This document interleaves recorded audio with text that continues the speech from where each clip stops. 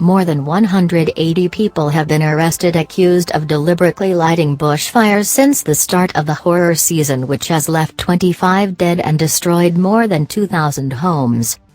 On the New South Wales south coast, where at least 9 people have died since the fire season picked up in October, 29 blazes have been deliberately lit. So far 24 people across the state have been charged with starting blazes in the bush, while a further 159 have been charged or cautioned over less serious fire offences. The claims of arson have already become a political battleground, with some politicians and commentators seizing on them to argue that the impact of climate change has been overstated. Referring to the arrests, Liberal MP and climate change skeptic Craig Kelly told ABC News that arson is not caused by climate change. Unprecedented numbers of people had been arrested and charged with arson offences, he claimed. Mr. Kelly also sparked a row on UK television after claiming there was no link between climate change and the fires in an interview on Good Morning Britain, then calling meteorologist Laura Tobin an ignorant pommy weather girl.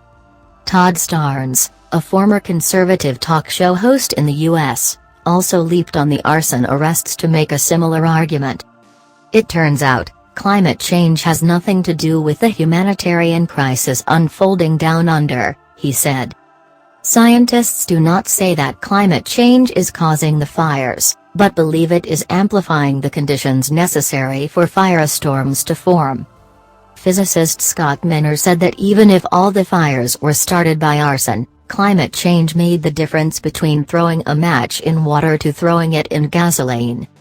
In addition, analysis by Dr. Timothy Graham from the Queensland University of Technology suggests that there may be a deliberate misinformation campaign on Twitter to cast doubt on the effect of climate change. Tweets with the hashtag #ArsonEmergency were more likely to come from suspect accounts than others such as #AustraliaFire, he found, according to ZDNet. The fires have caught the attention of Hollywood, where numerous movie stars used Sunday night's Golden Globes to draw attention to the blazes, some of them saying that the situation was proof of the need to do more to fight climate change.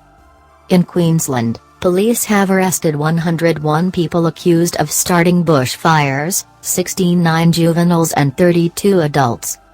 5 people were arrested for allegedly setting bushland alight in Tasmania, and a further 10 in South Australia. Meanwhile in Victoria, where locals have experienced some of the most catastrophic conditions the nation has ever seen, 43 people were charged with firebug offences. There have been 183 people arrested or charged with lighting bushfires nationally, and police fear that figure will climb. Police are well aware that we need to take action against people, whatever that might be. In this time it is particularly a heightened risk of fire activity, and we've seen the devastation it causes, NSW Police Deputy Commissioner Gary Warboys said on Tuesday. We make no apologies for being so vigilant about that.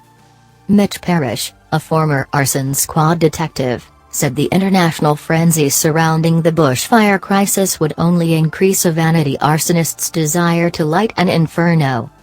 It's got to the stage where they're seeing all the publicity on the fires, and they get bit of a buzz because of all the attention, Mr. Parrish said.